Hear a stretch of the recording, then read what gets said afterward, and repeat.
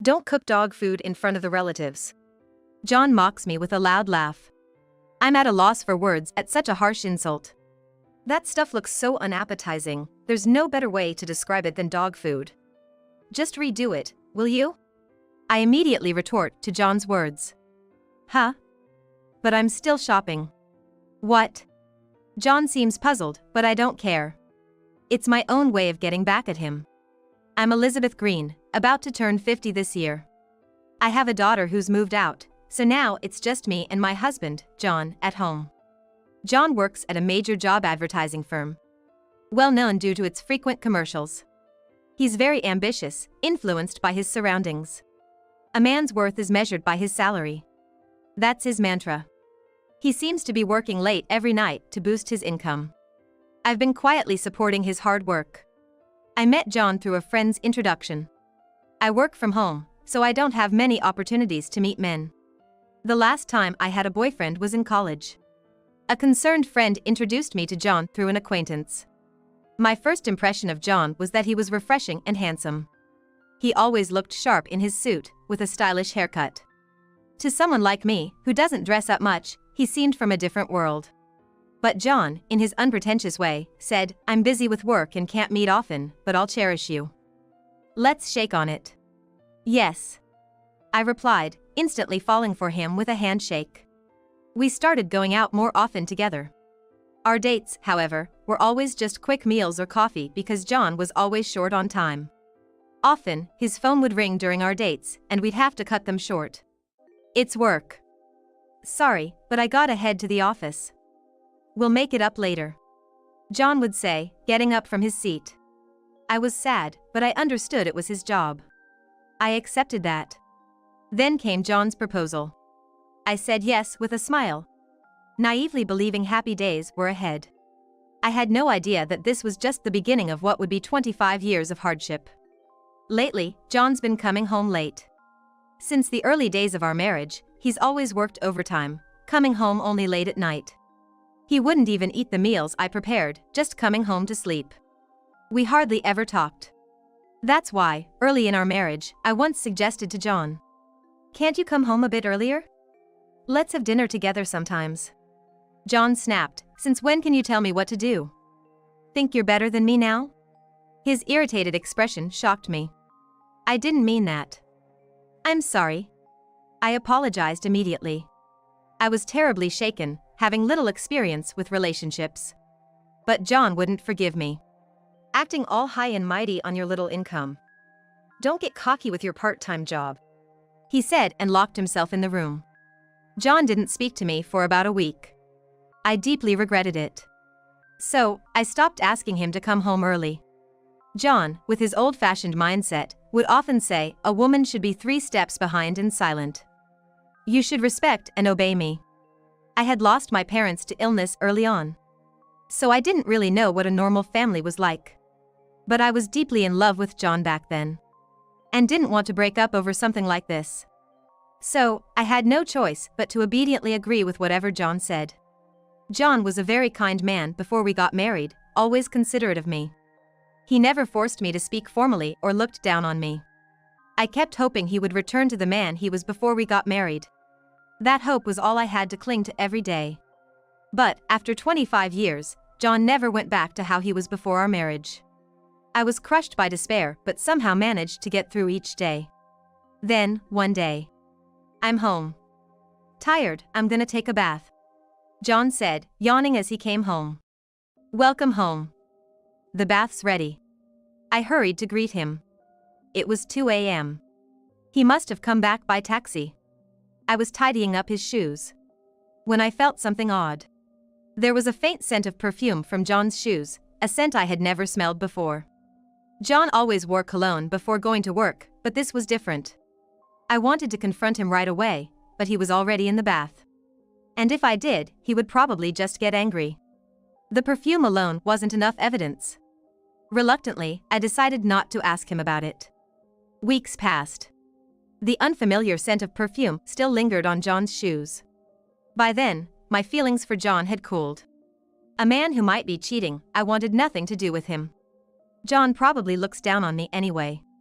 John probably thought I wouldn't bring up divorce. And a quiet divorce might not even affect him much. I didn't take any overt actions.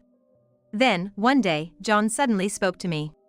"Next Sunday, we're having a family dinner at my parents' house. You better help my mom out on the day." "Yes," I replied. At John's family home, it was a tradition to gather and have a meal together every Thanksgiving. I had always gone early in the morning to help my mother-in-law. She would pride herself on cooking the meals, while I mainly helped with cleaning and tidying up. Since my father-in-law passed away last year, we had skipped the dinner. As I thought about this, John talked happily. "Emily's coming home after a long time, isn't she?" Emily is our only daughter. Currently, she's away at college. John absolutely adores her, the only person he seems to truly care for. "Yes," I answered him curtly. Then came the family dinner with relatives. I had been busy since morning, preparing at my in-laws' house. I diligently cleaned the living room, the venue for the event. "My back went out the other day, Elizabeth." "I feel bad you have to do so much," my mother-in-law said. She's fragile in appearance and very kind to me. A stark contrast to John. In the midst of all this, John arrived at his parents' house. "Are you helping Mom properly? She's got a bad back, so make sure you take care of the relatives." John said this with a boisterous laugh. "John!" His mother scolded him, but he seemed unfazed. "Ah, it's all so noisy. I just wish Emily would hurry up and get here." With that, he went off to his old room, likely planning to relax there until the event started. That's when my mother-in-law asked me to buy more alcohol. "Yes, I'll go now," I said, and hurried to the supermarket. While I was buying a large amount of alcohol, my phone rang. It was John. I sighed, feeling dismayed. But I couldn't ignore the call. "Hello?" I answered the phone reluctantly. It sounded like John was already in the living room, with a lot of background noise. Probably the relatives had started arriving at the in-laws' house. Then John said something unbelievable. "Don't make dog food in front of the relatives." He laughed mockingly as he insulted me. Huh? I was confused by John's words. "I threw all the dinner out into the yard." He was loud. Because John spoke so loudly, I could hear a relative saying, "John, that's too rude to your wife." The food looked delicious. And throwing it into the yard, what a waste. I didn't know how to respond to such a terrible insult. John didn't care about my feelings or those of anyone else.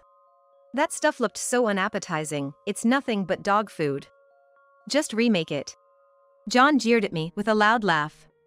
I immediately replied to John. "Huh? I'm still shopping, you know? So, there's no way I could serve dinner right now." "What?" John sounded confused. "I'm at the supermarket right now, and it's a 40-minute drive from here. There's no way I can cook right now." "Huh?" John didn't seem to accept my argument. "Then who made this meal?" "It's steaming, obviously fresh. Mom said she didn't make it, so it must be you." John sounded bewildered, but I didn't care. "Anyway, I'll be heading back now. We can talk about it later." With those words, I ended the call with John. Whatever hell John was about to face, it didn't matter to me. He would probably regret it terribly. But that's just fine. After all, this was my own way of getting back at him. I'm back now. I returned to my in-laws' house with the bags of alcohol from the supermarket. "Elizabeth, I'm so sorry to trouble you," my mother-in-law said apologetically. She must have heard John's rude remarks earlier. She looked a bit uneasy. Then, as I was helping my mother-in-law, John came storming into the entrance. As soon as he saw me, he started yelling. "Cut it out with your nonsense. Claiming you didn't make that unappetizing meal. Your cooking is not fit for humans anyway. John! That's so rude to say to Elizabeth." His mother scolded him, but it didn't seem to affect him. "You should really teach Elizabeth how to be a proper wife, Mom. That's why she can never make a decent meal." John said this arrogantly, his face brimming with confidence.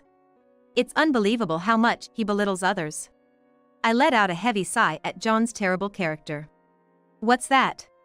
John seemed irritated by my sigh, glaring at me intensely. No need to show any mercy to someone who looks down on others like this. I planned to bring him down thoroughly. So, with a smile, I said, "The meal today wasn't actually made by me. Shall I call the person who did make it?" John looked puzzled. "You can come out now." I called to the person hiding. The person I had waiting in another room came out. John's face went pale, his body trembling. "Dad, I'm sorry for making dog food." There stood Emily, John's beloved daughter. "No, that's a misunderstanding. I thought Elizabeth made it." "But why did you hide and cook?" John asked Emily, flustered. "I asked Emily to do it," I told John. "Elizabeth, what have you done?" "Mom, did you know about this?" His mother nodded, her face pale. "I asked my mother-in-law to keep it a secret. I wanted to surprise you." She knew how much John adored Emily. So when I said I wanted to surprise John with Emily's cooking, she happily agreed. "I can't wait to see John's surprised face," she had said excitedly. I felt bad for deceiving such an enthusiastic mother-in-law. She thought John and I were getting along well. That's probably why she was so shaken by what was happening. I explained everything to my bewildered mother-in-law. "Unfortunately, John and I aren't getting along at all. His life is just about coming home to sleep, and on top of that, he's been cheating." My mother-in-law's face turned pale upon hearing this. "Hey, don't say things like that." John yelled at me. "Do you want proof?" I handed John an envelope filled with documents. "What's this?" he muttered, beginning to read the documents. His face turned ashen as he read. "So," I said firmly, "it seems you didn't notice, but lately there's been a strong scent of women's perfume." So, I hired a private investigator, and honestly, the amount of evidence that came up was shocking. I had always thought John's late returns were due to work. However, the investigator's findings revealed that it was due to his affairs. It seems John had been making advances to women at work and business partners. Even the phone calls during our dates were with other women. I spoke to John in a calm voice. "It's amazing, isn't it? While I was balancing work and taking care of our home and child, John was out having fun with other women." Hit with the truth, John's face showed frustration, and he fell silent. Ignoring John, I continued speaking. "But recently, you need to gift brand bags to have an affair with girls, huh? They won't pay attention to you unless you spend money. How pitiful. Is that why you've been stingy with the household expenses lately?"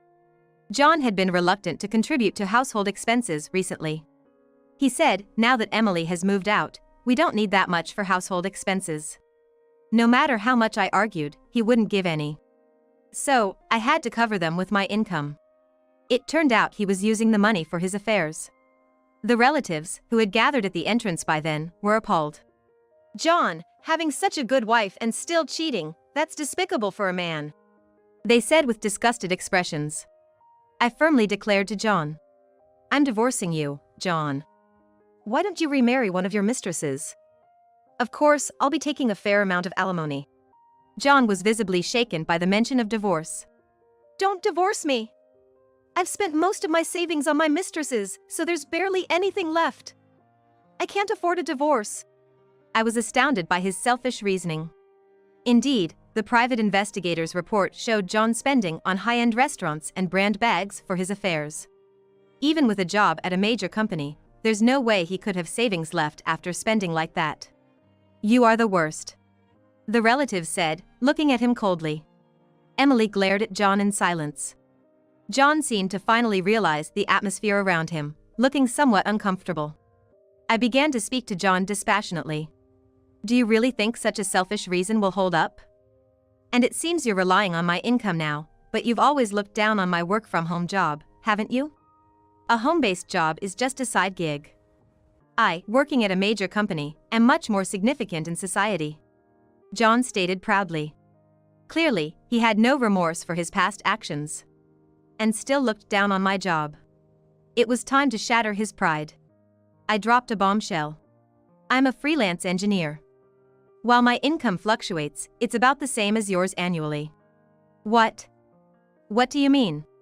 John was utterly bewildered. After graduating from an online university, I landed a job at a major telecommunications company and later went independent. I've been able to secure projects due to my career experience. Without a decent income, I couldn't have maintained our lifestyle, especially since you haven't been contributing to the household expenses recently. John slumped down, crestfallen. Elizabeth is earning as much as me. It seems John was taken aback by the amount of my income, much more than he expected. He's clearly in a state of shock. In truth, I could have divorced you earlier, but I didn't want to make Emily live with a single parent. That might have complicated her marriage prospects. I continued. Emily was still single. And I didn't want her marriage prospects to be affected. So, I had been hesitant to initiate a divorce. Suddenly, John looked at Emily and pleaded. Clinging to her. Emily, you don't want your mom and dad to divorce, do you? Please, say something to Elizabeth. He was desperately trying to find words, but Emily looked at him coldly. Emily! John was clearly confused. Emily sighed deeply and said, I'm disappointed in you, Dad. I want Mom to be happy and divorce you.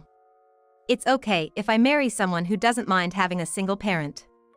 I don't care about you anymore. Emily turned her eyes away from John. When I had explained everything to Emily, she was furious, saying, I don't need a dad who's always cheating and doesn't even provide for the family. So go ahead and do what you need to, Mom. I'll support you. She had encouraged, leading to this moment. John always had something to complain about everything I did. So, I expected him to make some nasty comment when I served dinner. Indeed, his reaction was more extreme than I anticipated, which probably accelerated Emily distancing herself from her father. Please don't give up on me, John pleaded, tears streaming down his face, rejected by his beloved Emily. What a pitiable man. I muttered to myself. Both my mother-in-law and the relatives were keeping their distance from John. No one was there to console him. A natural consequence of his past actions. John remained crying in the same spot for a while. Afterward, my divorce from John was finalized. But it wasn't easy. John vehemently opposed the divorce. At the law firm, he kept insisting, I will never agree to a divorce. Apparently, he didn't want a divorce because he had no money left. But the evidence of his affairs was overwhelming. When I declared, if you don't agree to the divorce, I'll increase the alimony, his face turned pale. Sweating profusely, he finally said, I'm sorry, I'll agree to the divorce. After the divorce, John was dumped by his mistresses. He had no money left. Unable to give them what they wanted. I also claimed alimony from the mistresses. They were only interested in John for his money. And now that he was penniless, they had no interest in him. So, John was left alone, living a very lonely life. Even Emily cut off contact with him, saying, I can't think of someone who cheats as a father, and blocked his calls. His relatives did the same, distancing themselves after the affair was exposed. John, through his lawyer, tearfully apologized. I'm so sorry. I'm all alone now, every day is so lonely. Please, let's start over. Then Emily and Mom will treat me as before. John must have been desperate to say such things. Being alone in his 50s must be hard. But it's all his own doing. I hope he reflects on his actions. I firmly requested my lawyer to convey my refusal to reconsider the relationship. Time passed, and the end of the year arrived. I moved out of the house I shared with John, using the alimony as a down payment for a condo. The apartment is a 2-bedroom with a living room, dining area, and kitchen, ideal for someone living alone. Today, Emily had come home for a visit. Do you want to go see Dad? I asked her, but Emily made a face of displeasure. I never planned to forgive Dad. Besides, spending New Year's with just you, Mom, sounds more enjoyable, she said with a bright smile. Life with John was indeed challenging. But having Emily made it bearable. Emily is my treasure. Thank you, Emily, I said to her, filled with gratitude. Blushing slightly, she replied, I'm really glad you're my mom. Thank you. After the divorce, I wondered what would become of us, but my work remained steady, and I had Emily. I'm not considering remarriage yet, but there's time to think about it slowly. My second chapter in life has just begun. With the new year dawning, I vowed to keep striving forward.